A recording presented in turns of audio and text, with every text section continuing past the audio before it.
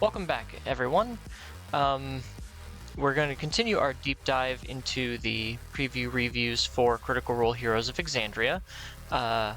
Thank you for all the positive feedback on the first preview review here with the new headset, the new mic, and the new background music. I did try to turn the music down a little bit. Some of you were saying it was a little loud, so please let me know if this is better.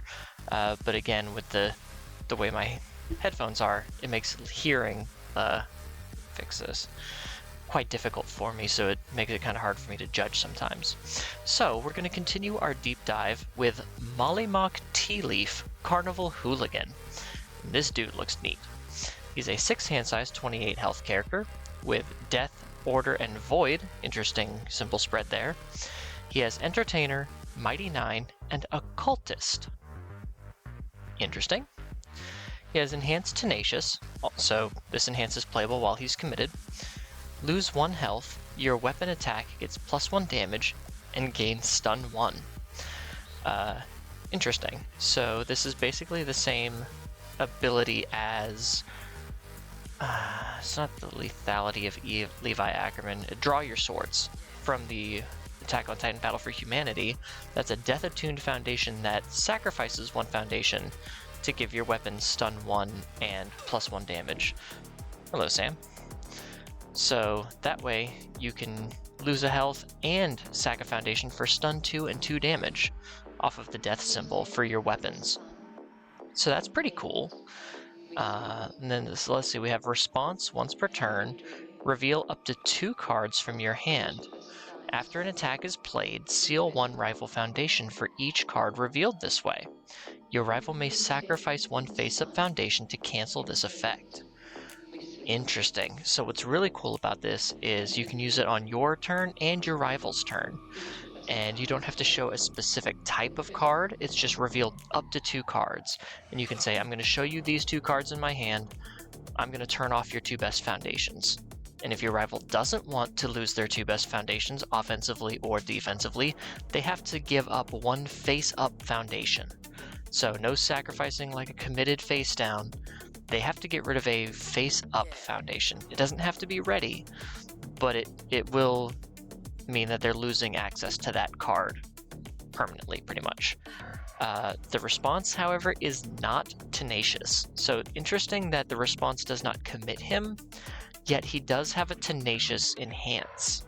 So I wonder if we're going to see some other ways to commit him, that you would want to commit him on your turn. Maybe his ultra rare has a commit your character cost, but I don't know. It'll be interesting to see what Mr. Tea Leaf here is all about. I do know that the pre-release promo, Stinging Blade, is a Mollymock attack, and you can get that for entering your pre-release at your local game store the last weekend in February. So go ahead and go onto the UVS play.uvsgames.com so that you can get registered for your UVS Games account, and you can look up local stores in your area that will be hosting these pre-release events. Next up, we have Not the Brave Chaotic Meddler. This is a 7 hand size, 21 health character, similar to the original Not the Brave, which had 22 health and 7 hand size, I believe. We have Air, Chaos, and Void this time, as opposed to Death, Chaos, and Void. We have Mighty 9 and Thief as our traits. Enhance your turn. Your rival mills 2. If the milled cards share a card type, seal 1 rival foundation. So this is pretty cool. We don't get a lot of mill characters in the game, mainly because it's very hard to mill your rival out. But we have seen similar abilities with like Bertolt 2, where you draw 2 cards and discard 2 cards, and if the 2 cards share a type, now you get +2 damage on your attack. This is different because if you're lucky enough to mill like 2 good checks off the top of your rival's deck, 2 foundations, you get to seal their best defensive foundation, and they lost 2 cards out of their deck. Sorry, my cat's making biscuits on my leg, and we've yet to trim his nails. So if you see me wincing. So interesting. Chaos definitely has this kind of random mill theme to it now for the Chaos symbol. So it'll be interesting to see what other kind of random abilities we get. We also have Enhance. Your attack gets plus X speed. X equals your momentum plus 1. And Response Commit, spend 1 momentum. After you block an attack, it deals no damage. So very good defensive ability there. You do have to commit your character for that. However, the enhances are only applicable on our turn, so having this defensive committal is pretty alright. As I was saying in the last preview review with Jester, it feels like Jester and Not have kind of swapped places, whereas the first Not the Brave wanted to pick up a card from your discard pile and discard a card, and if it's the same card, you add it to your momentum. Jester now picks up a card and discards a random card, and if it's the same card, you get +2 or -2 speed? +2 or -2 speed. And whereas the old Jester had ways of manipulating your momentum and caring about your momentum, now Not has ways to care about your momentum. So it does feel like their identities have swapped a little bit. And I'm sure this was intentional to feel with the characters, but it's just interesting to me. Usually if a character gets a secondary version, there is some through line with the with the strategies that character wants to go with. Obviously this is a little bit different now that we don't have character stacking, but I don't know. It just caught me a little off guard and I thought it was a little weird. What do you guys think? Let me know in the comments. Alright, next we have Percival de Rollo III, Vengeful Sharpshooter. I have been told this man has the longest name in D&D, and it's way longer than this, but unless, like, you had just had 4 lines dedicated his name, I don't think you're going to get it. He has 7 hand size, 20 health character, with Air, Death, and Order as his symbols. He has Inventor, Pact Bound, and Vox Machina. Now, I will note that the card art here for this top response and the written response over here are different. He did receive a Day 0 errata simply because his response was worded wrong. So his response is, remove 1 tech card from your discard pile. There's your cost. After you play a ranged or tech attack, it gets plus X speed. X equals the removed card's block modifier. So, as you can see on the picture, it doesn't say after you played a ranged or tech attack. It just says your ranged or tech attack gets X speed. The reason that they added that little text is it's a responsibility, not an enhance. So you need that trigger of after you play a ranged or tech attack, as opposed to just your ranged or tech attack. A response has to be responding to something. In this case, playing a ranged or tech attack. So that is how he will be ruled, basically. He has a functional errata that after you play a tech or ranged attack, you can remove a tech card from your discard pile and get plus X speed. X equals the remove card's block modifier. Pretty good. I've heard whispers that he is going to have some tech flash cards, and we've already seen his ultra rare, but I will be doing a different video on the ultra rares once they're all revealed. He also has response, lose 1 health. After you play a card, both players commit 1 foundation. So this is really cool because it doesn't matter what type of card you play, or if it's played as a block or not. So if you're trying to shut your rival down and you've got some really solid defense, like maybe you've got 3 momentum and a vertical maneuvering equipment, you know you're going to block every card that your rival throws at you. You can just, I'm going to block your attack, lose 1 health, we both commit a foundation. And if you have no foundations to commit, you can still use this ability to force your rival to commit a foundation.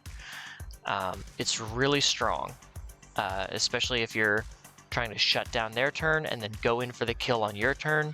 At that point, your health is just a free resource, and I think that's a really cool play pattern. I've also heard, I'm not sure how true this is, that the characters for Percival and Beauregard that are in the set are going to be slightly different from their starter deck counterparts. That the starter decks would be of a slightly lower power level. And honestly, as someone who usually tries to get at least one copy of everything just because you never know when it could be good, I think that'd be a really good idea, especially if they're going to use cards from the set as the starter deck, like they did with the Attack on Titan Clash decks. I know the Clash decks kind of flopped for Attack on Titan, mainly because the characters were so bad, but I think a lower power level character plus cards that you can already find in the set pretty much guarantees that established players aren't going to need or want to buy them, unless they maybe like the character and they just want to collect the character card. But not having the starter deck cards be, starter deck exclusive really makes it so it's just for new players, and we established players don't need to worry about it, and we don't have to waste our money. And I think that'd be a really good way if that's how they're doing it going forward. I think that's absolutely a 10 out of 10 idea.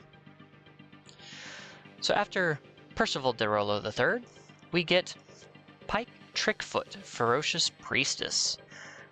This is a 6 hand size, 29 health character with Fire, Life, and Water. Interesting symbol spread. Healer and Vox Machina as our character traits. Enhance, your turn, gain 1 health. So we're losing Recovery Girl. We're getting Pike Trickfoot and Caduceus Clay as our new just survival characters.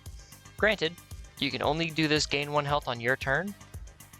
Also granted, there are plenty of echo cards and ways to draw in this game. So this is going to be, she's going to be hard to kill, especially if you consider her other enhance. If this attack's damage is greater than printed, it gets +2 or -2 speed.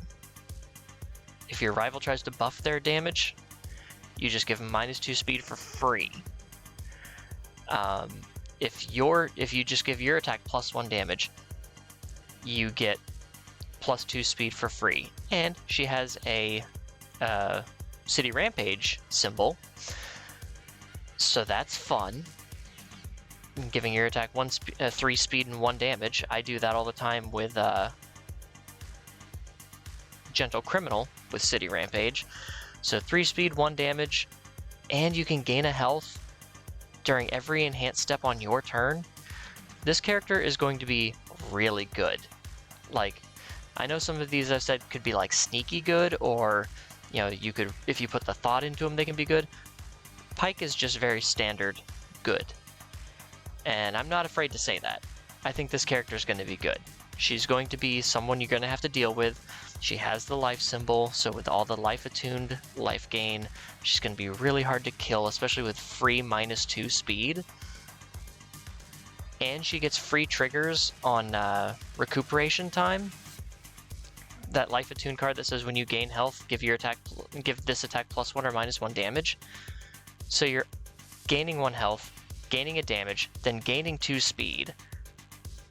There's a lot of free stuff in this character, and she's going to be, I think she's going to be a lot of people's like day one because she's so simple, and especially considering we have no idea what's going to be in the set, I think she's going to be a force to be reckoned with.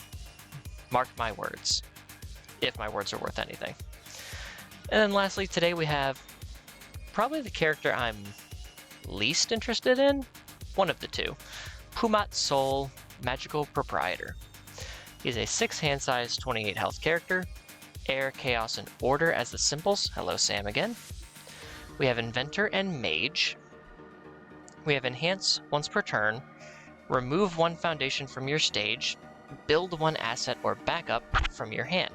Excuse me. My cat's getting tangled. So, once per turn, remove a foundation from your stage, build an asset or a backup from your hand. Interesting. So the foundation does not have to be ready, so you can remove like a face-down committed foundation. I think it'll depend greatly on what assets or backups we have available to us, especially on these symbols. As of time of recording, we have had a suite of infinity symbol backups previewed in one of the newsletters, which are pretty interesting. Maybe I'll go over those in another video. But I don't know. You lose a foundation for an asset or a backup. You're losing something you can commit to pass checks for something you can't. So it's really going to depend on what you're able to run on these symbols. And then we have a response. Once per turn, discard one card. After you play an attack, choose one. The attack gains EX3. Your rival commits 2 foundations, or you get to draw 2 cards. So once per turn, you can discard a card to draw 2 cards. That's not bad. Your rival's selectively committing 2 foundations. I mean, they're likely just going to commit face downs if they have it. And you're losing a card out of your hand. I don't know. Like, this guy doesn't have a lot of the draw recursion, like on the all symbol or the fire symbol of, you know, if a card is discarded, draw a card. So I'm not sure. I don't want to say he's bad, because again, we haven't seen all the backups and assets from this set, and I'm sure he's going to have some plays that he can make.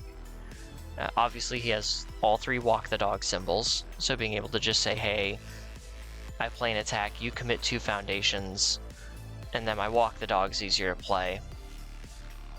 Giving any attack EX3 to guarantee it hits is fine.